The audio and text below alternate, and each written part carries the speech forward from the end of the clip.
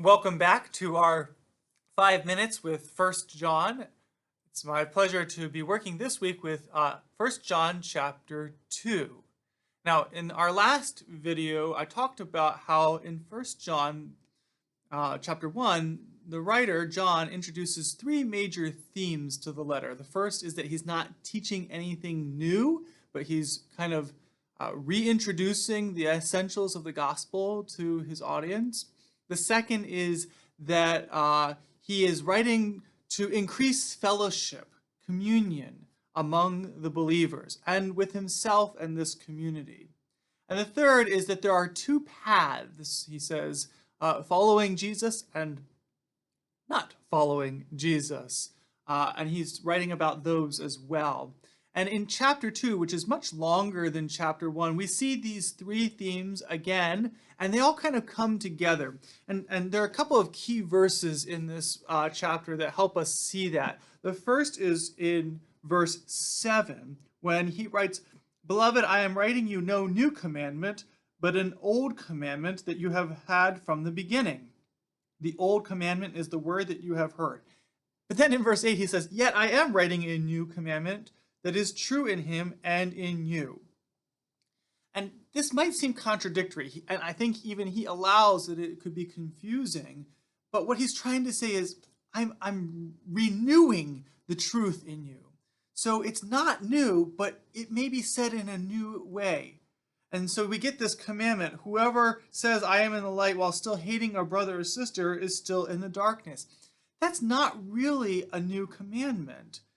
But it is a new spin on the new commandment that Jesus gives to his disciples in John's gospel, when Jesus gives them the new commandment on the night he is betrayed and says to them, "Love one another." Here in First John is just an expansion or a logical conclusion even of Jesus's new commandment. The other key verse comes at closer to the end of the chapter, when John writes, "Let what you heard from the beginning abide in you.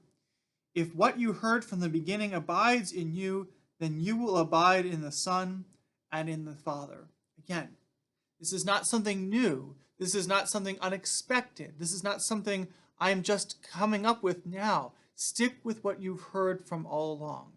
Now, why is that necessary? Well, at the end of the chapter, we hear a little bit about these people that John calls antichrists.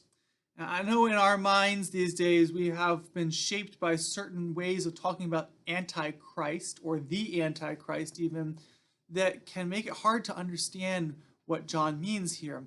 John isn't talking about some great evil satanic figure who's bent on taking over the world. He seems to be referring to Christians, or nominal Christians at least, who have changed or altered the gospel in some way and are trying to get others in the community to follow them. John uses some pretty harsh rhetoric here to identify the danger these pose, because it is the truth of the gospel, the full truth, that matters. And without that, John is worried that his community is going to build itself up on a false hope or on a false reality rather than on the truth in Jesus Christ. Now, again, these are all these themes coming together. He's trying to build up the body. He's trying to reinforce the teachings that have come before.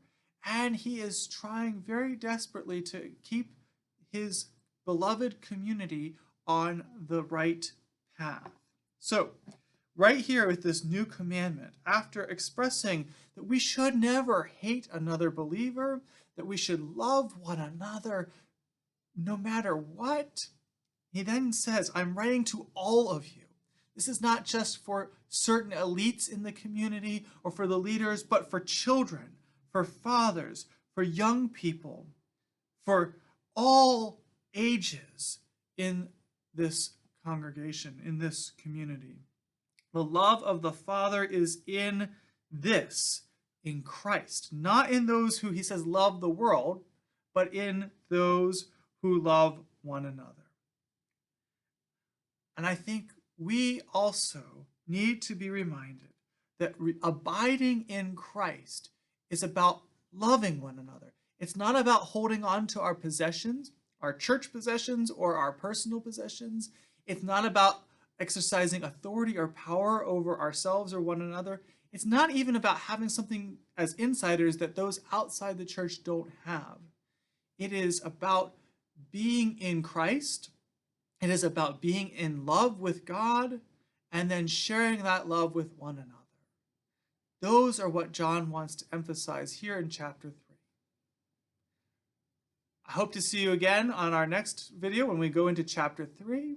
Blessings on you, and see you next time.